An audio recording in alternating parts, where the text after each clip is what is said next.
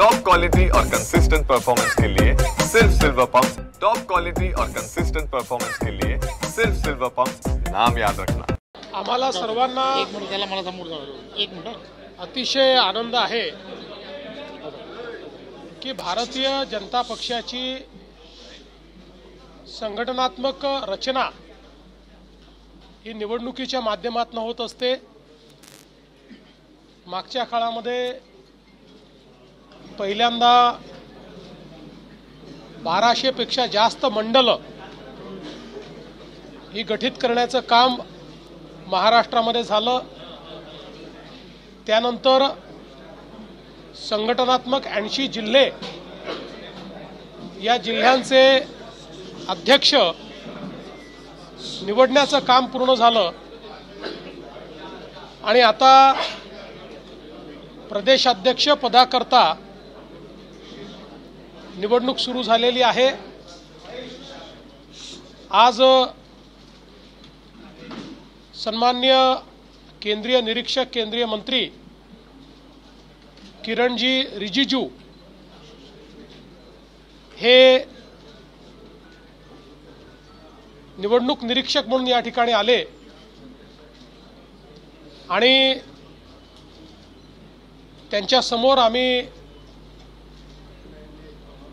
आमचे सहकारी श्री रवी चव्हाण जे यापूर्वी प्रदेशाचे महामंत्री देखील राहिलेले आहेत आणि महाराष्ट्र सरकारमध्ये मंत्री देखील राहिलेले आहेत, ज्यांनी युवा मोर्चाचा कार्यकर्ता म्हणून पदाधिकारी म्हणून कामाला सुरुवात केली। नगरसेवक झाले, स्थायी समितीचे अध्यक्ष झाले, 4 वेळा आमदार झाले, राज्यमंत्री आणि मंत्री असा एक मोठा प्रवास करत यावेळी महाराष्ट्र प्रदेश भाजपचं अध्यक्ष म्हणून त्यांचं नामांकन आम्ही दाखल केलं आहे। मागच्या काळामध्ये सन्माननीय श्री चंद्रशेखर बावनकुळेजी यांनी अतिशय चांगल्या पद्धतीनं महाराष्ट्राचं अध्यक्षपद निभावलं आणि दीर्घ प्रवास करत चांगल्या प्रकारे संघटना बांधली। त्याचं प्रत्यंतर विधानसभेच्या निवडणुकीमध्ये आपल्याला पाहायला मिळालं। त्यानंतर संघटनात्मक निवडणूक होतपर्यंत त्यांच्या समवेत श्री रवीजी चव्हाण यांना कार्याध्यक्ष म्हणून जबाबदारी मिळाली होती। आता आज आम्ही फॉर्म भरलेले आहेत, त्या संदर्भात आता पुढची कारवाई जे आमचे निरीक्षक आले आहेत ते या संदर्भातली घोषणा वगैरे करतील। आतापर्यंत आम्ही सगळ्यांनी रवीजींचा फॉर्म भरलेला आहे, अन्य कोणाचा आलाय का याची आम्हाला कल्पना नाही आहे। त्याच्यामुळे माननीय किरणजी या संदर्भातली माहिती देतील। उद्या संध्याकाळपर्यंतचा वेळ आहे, उद्या संध्याकाळी 5 वाजता या संदर्भातली अधिकृत घोषणा होणार आहे। पण आम्हाला अतिशय आनंद आहे की रवींद्र चव्हाण यांच्यासारखा आमचा एक सहकारी हा महाराष्ट्र प्रदेशाच्या अध्यक्षाच्या भूमिकेत येण्याकरता आता सज्ज झालेला आहे आणि आमच्या संपूर्ण पक्षाने त्यांना पाठिंबा या ठिकाणी दिलेला आहे। पदग्रहण सोहळा पार पडणार आहे। येणाऱ्या स्थानिक स्वराज्य निवडणुकीच्या पार्श्वभूमीवर भाजपा प्रदेशाध्यक्षपदी रवींद्र चव्हाणांना बसवून एक शक्ती प्रदर्शन उद्या पाहत आहे।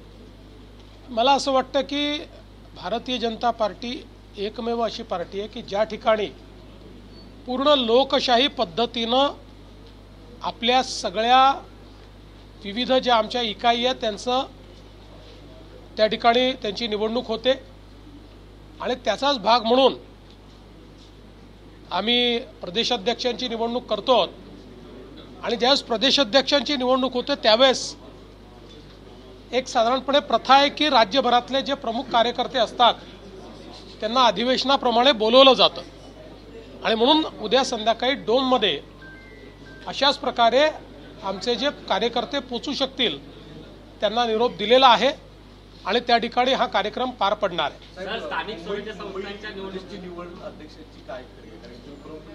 नाही, आता महाराष्ट्राची निवडणूक झाल्यानंतर मुंबईच्या संदर्भात महाराष्ट्राचे अध्यक्ष आणि केंद्रीय टीम हे पुढचा निर्णय करतील. सर, स्थानिक स्वराज्य संस्थांच्या निवडणुकीसाठी एकीकडे भाजप जोरदार तयारी करताना दिसते, तर दुसरीकडे महाविकास आघाडीमध्ये आता उभी फूट पडलेली आहे. काँग्रेस स्वबळावर लढणार आहे असं त्याने ठरवलं. दिल्लीमध्ये त्यांची बैठक झाली. बघा, ते कोणासोबत लढो का स्वबळावर लढो, परिणाम हा आधीच ठरलेला आहे. याचं कारण काँग्रेसने जनतेमध्ये जाणं सोडलंय. जनतेच्या आशा आकांक्षा अपेक्षापासून काँग्रेस तुटलेली आहे. काँग्रेसच्या नेतृत्वाला जमिनीवर काय चाललं याची कल्पनाच नाही आहे. ते एका अशा नंदनवनात त्या ठिकाणी बागडत असतात की ज्याच्यामध्ये अजूनही ते EVMच्या पलीकडे जात नाही. अजूनही ते इलेक्शन कमिशनला शिव्या देतच त्या ठिकाणी आपण हारल्याचं समर्थन करतात. त्यामुळे जोपर्यंत ते जनतेत जाणार नाही, ते वेगळे लढो का कोणासोबत लढो, त्यांची अवस्था तीच राहील. उद्धव ठाकरे यांनी आज भूमिका मांडली. एक दोन भाऊ एकत्रित येत होते, म्हणून तुम्ही त्यांचा बंदोबस्त केला, तुम्ही मराठी माणसाला बंद करत नाही असं म्हणतात. मला असं वाटतं की समजा मी एखादा निर्णय घेतला आणि दोन भावांना एकत्रित यायचं आहे, तर मी काय असा GR काढलाय दोन भावांनी एकत्रित येऊ नये असा तर GR काही मी काढलेला नाही. या उलट उद्धव ठाकरेजींच्या कार्यकाळामध्ये जो अहवाल आला होता, जो अहवाल लिहिण्यामध्ये उद्धव ठाकरेजींचा उजवा हात, त्यांचा उपनेता हा होता, ज्यांनी अहवालामध्ये लिहिलं की 1ली ते 12वी हिंदी सक्तीची करा. आणि तो अहवाल उद्धवजींनी कॅबिनेटमध्ये स्वीकारला आणि त्यानंतर नेहमीच्या पद्धतीनं घुमजाव केलं. तरी देखील आम्ही कुठलाही इगो न मानता त्या संदर्भातला निर्णय केलेला आहे. मी पुन्हा एकदा सांगतो, आम्ही निर्णय केलाय. आता कमिटी तयार केलेली आहे, समिती ठरवेल. आम्ही कुठल्या पक्षाचं हित बघणार नाही. आम्ही महाराष्ट्राच्या विद्यार्थ्यांचं हित बघू आणि विद्यार्थ्यांच्या हितात जे असेल तोच निर्णय महाराष्ट्राचं सरकार घेईल. कोणाच्याही दबावापुढे झुकणार नाही. पहिल्यांदाच भाजपचा कोकणातून पहिल्यांदा प्रदेशाध्यक्षपद कोकणाला पहिल्यांदाच दिलं गेलंय. यापुढे काही कोकणासाठी विशेष योजना किंवा विशेष काही हॅपनिंग्स कोकणामध्ये पाहायला मिळतील? ते निश्चितपणे कोकणामध्ये आमचा विस्तार हा गेल्या काळात अतिशय चांगल्या पद्धतीने झालेला आहे आणि विशेषतः या विस्तारामध्ये श्री रवींद्र चव्हाण यांचा एक विशेष मोलाचा वाटा राहिलेला आहे. आणि म्हणूनच मला असं वाटतं की त्यांचं काम हे केवळ कोकणापुरतं मर्यादित नाही, महाराष्ट्रातही त्यांचं काम आहे. महामंत्री म्हणून महाराष्ट्रात त्यांनी काम केलेलं आहे. कोकणामध्ये आम्हाला विस्ताराला स्कोप खूप आहे. अर्थात आमची महायुती असल्यामुळे काही ठिकाणी आम्हाला मर्यादा आहेत, काही जागा आम्हाला लढता येत नाहीत. पण आम्हाला संघटन वाढवायला तर कुठे मनाई नाही आहे. त्यामुळे कोकणातल्या कानाकोपऱ्यात आमचं संघटन उभं राहील. 5 जुलैला विजयी मोर्चा काढणार आहेत, उद्धव ठाकरेंनी जाहीर केलेला आहे आणि त्या मोर्चाला राज ठाकरे देखील समर्थन देत आहेत. म्हणजे दोन भाऊ परत एकदा विजयी रॅलीच्या निमित्ताने एकत्र येतात. मला अतिशय आनंद आहे जर ते एकत्रित येत असतील तर. त्यांनी जरूर एकत्रित यावं. फक्त मी कालच म्हटलं, राज ठाकरे आम्हाला प्रश्न विचारतात, तोच प्रश्न त्यांनी उद्धव ठाकरेंना विचारला पाहिजे की तुमच्या काळामध्ये 1ली ते 12वी हिंदी सक्तीचा निर्णय का घेण्यात आला, हा प्रश्न कधीतरी विचारला पाहिजे. बाकी त्यांनी एकत्रित यावं, क्रिकेट खेळावं, हॉकी खेळावी, टेनिस खेळावं, स्विमिंग करावं, जेवण करावं, आम्हाला काही अडचण नाही.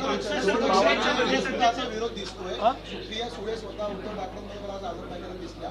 ज्या कमिटीमध्ये स्वतः शरद पवार गटाचे बडे नेते होते, त्याच कमिटीच्या अहवालानंतर आज विधेयकाला विरोध होतो. काय केलं त्यांनी? जयंत पाटील होते. मी तुम्हाला एक गोष्ट सांगतो, हे दुटप्पे लोक आहेत.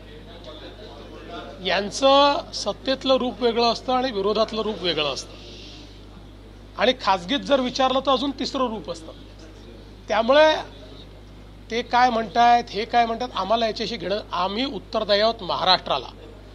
महाराष्ट्राच्या जनतेला आणि भारताच्या संविधानाला आणि भारताच्या संविधानाचा अवमान कोणी करणार असेल तर त्याच्यावर कारवाई करण्याकरता कायदा तयार होईलच। हा कायदा केवळ त्यांच्या विरोधात आहे जे भारताचं संविधान मानत नाहीत, जे या भारतामध्ये अराजकता आणत आहेत। त्या अराजकतावादी शक्तींच्या विरोधात कायदा आहे। अराजकतेला जर त्यांचा पाठिंबा असेल तर त्यांनी ते स्पष्ट करावं। या ठिकाणी अराजकतेला पाठिंबा द्यायचा आणि लोकशाहीचं गुणगान करायचं, संविधान पायदळी तोडवणाऱ्यांच्या सोबत उभं राहायचं, हे कुठेतरी बंद केलं पाहिजे। काल भास्कर जाधव यांच्या नावाचा तुम्ही उल्लेख केला की त्यांची पत्रावर सही नाहीये। आज भास्कर जाधवांनी माध्यमांशी बोलणं टाळलं। मध्यंतरी भास्कर जाधवांनी नाराजी देखील व्यक्त करून दाखवली। कोकणामध्ये उद्धव ठाकरे गटाला मोठं खिंडार बसताना येणाऱ्या काळात पाहायला मिळणार आहे। मला याची कल्पना नाही। याची कल्पना आपल्याला काय भास्कर जाधवांच्या मनात आहे ते स्वतःच देऊ शकतात आणि अलीकडच्या काळामध्ये ते कवितांच्या माध्यमातून आणि शेरो शायरीच्या माध्यमातून आपल्या मनातलं अभिव्यक्त करता आहेत। त्यामुळे त्यांचं नवीन स्टेटस जे काही येईल ते तुम्ही बघा आणि त्याच्यावरनं अंदाज बांधा। गेल्या काही दिवसांपासून पक्षप्रवेश सुरू आहेत आणि आता देखील रवींद्र चव्हाणांच्या माध्यमातून कशा पद्धतीने पक्षप्रवेश असतो? काय पक्षप्रवेश गेल्या काही दिवसांपासून ते असं आहे की आम्हाला आमच्या पक्षाचा विस्तार करायचा आहे आणि हा विस्तार करत असताना आता विविध पक्षातनं त्या पक्षाच्या नेतृत्वावर विश्वास नसल्यामुळे किंवा त्या पक्षांमध्ये भवितव्य दिसत नसल्यामुळे काही लोक जर आमच्याकडे येत असतील तर आम्ही त्यांचं निश्चित स्वागत करतो। काँग्रेसचे प्रदेशाध्यक्ष हर्षवर्धन सकपाळ असं म्हणतात की तो GR जे 2 काढले होते ते दोन्ही उपमुख्यमंत्र्यांना माहिती नव्हते, ते नागपूरच्या रेशीम बागेतून आले होते। मला असं वाटतं की हर्षवर्धन काय नाव त्यांचं सपकाळ, त्यांच्याबद्दल मी एवढंच म्हणेल नया आहे हो। सर, बीडमध्ये अल्पवयीन मुलीवर अत्याचार झाल्याचा एक प्रकार समोर आला होता आणि खरं तर बीड बंद सुद्धा झालं तर 2 प्राध्यापकांना अटक सुद्धा करण्यात आली होती। आज तुमच्याकडे सुद्धा माझ्याकडे त्या संदर्भात एक निवेदन आज प्राप्त झालेलं आहे। त्या निवेदनामध्ये या प्रकरणाची एक सिनियर IPS महिला अधिकारी नेमून चौकशी करावी अशा प्रकारची मागणी करण्यात आलेली आहे। मी त्या संदर्भात DGंना निर्देश दिलेले आहेत की DGंनी या मागणीचा विचार करून योग्य निर्णय करावा।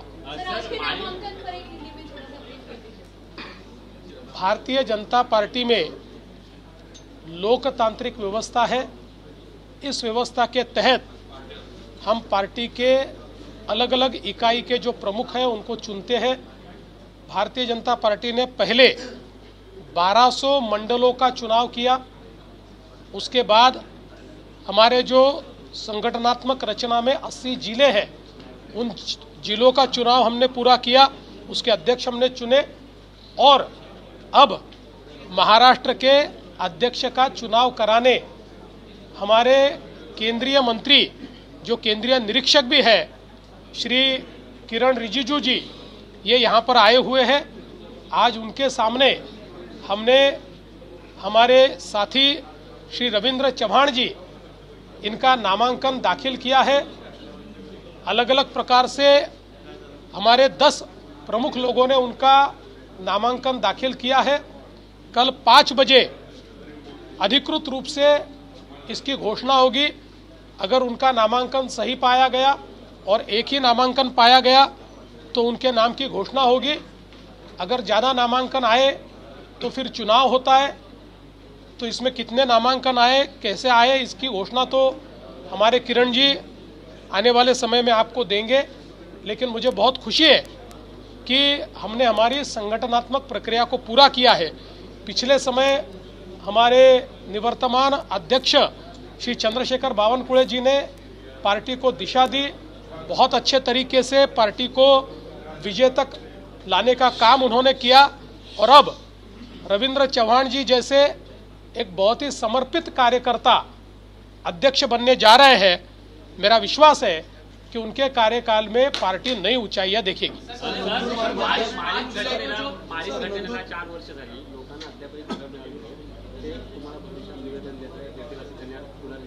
नाही, मी जरूर त्याचा आढावा घेईल. काही कुठे कमतरता राहिली असेल तर ते पूर्ण नंदुरबारमध्ये एक महत्त्वाचं प्रकरण होतं.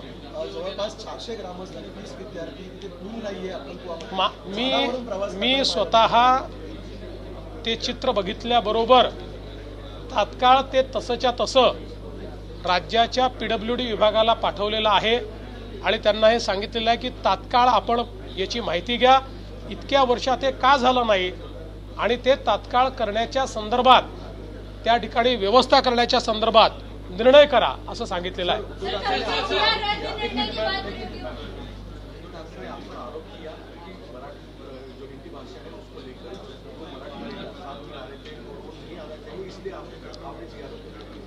पहली बात तो यह है, उनका हिंदी को विरोध है, हमारा हिंदी को विरोध नहीं है. इस देश की किसी भी भाषा को हमारा विरोध नहीं है, हिंदी को तो बिल्कुल हमारा विरोध नहीं है. लेकिन जहाँ तक हिंदी को कंपलसरी सिखाने का सवाल है, तो इस संदर्भ में जो निर्णय हुआ था, उन्हीं के कार्यकाल में कमेटी बनी थी, उस कमेटी में उनके उपनेता भी थे, उसी कमेटी ने निर्णय लिया था, उस निर्णय को कैबिनेट ने उनके ही स्वीकारा था. तो ये पलटी लेना, पलट जाना, ये उनकी आदत है, वो हमेशा पलटते रहते हैं. यानी पलटू राम, ये नाम उनके लिए बहुत सही है. तो ये पलटू राम वाली काम का उन्होंने कार्रवाई की है. और दो भाई साथ में आए तो हमको क्या फर्क पड़ता है. मैं तो कहता हूँ दो भाई साथ में आए, चाय पिए, नाश्ता करे, भजिए खाए, खाना खाए, स्विमिंग करे, टेनिस खेले, बहुत अच्छी बात है. सर, कल के जीआर के रद्द निर्णय के बाद जो है विरोधियों की ओर से लगातार सत्ता पक्ष पर निशाना साधा जा रहा है. कहा जा रहा है कि आखिरकार सरकार ने यू टर्न ले लिया, सरकार हमारे सामने झुक गई. देखिए, ये झुकने वाली सरकार नहीं है. इस सरकार को कोई झुका नहीं सकता. ये जनता के हित में निर्णय लेने वाली सरकार है, लोकतंत्र में लोगों की आवाज को सुनने वाली सरकार है.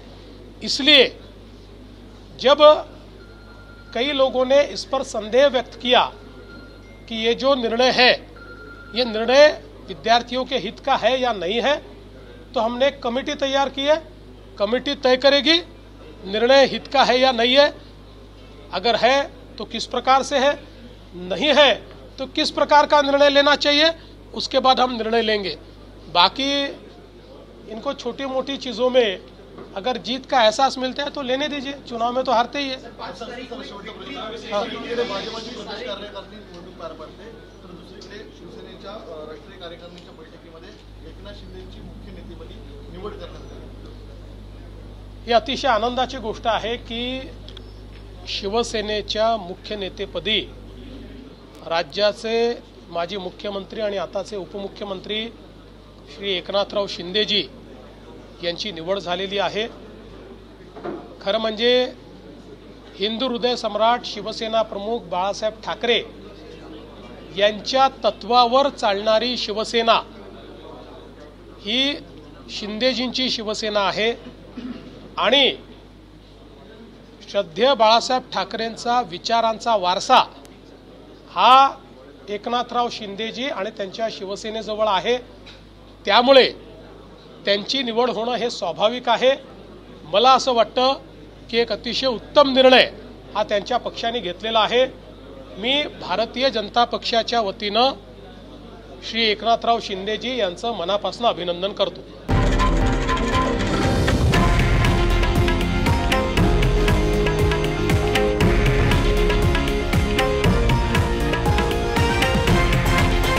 हे आहे देशातील नंबर 1 न्यूज नेटवर्क आणि आपण पाहत आहात TV9 मराठी, एकमेव.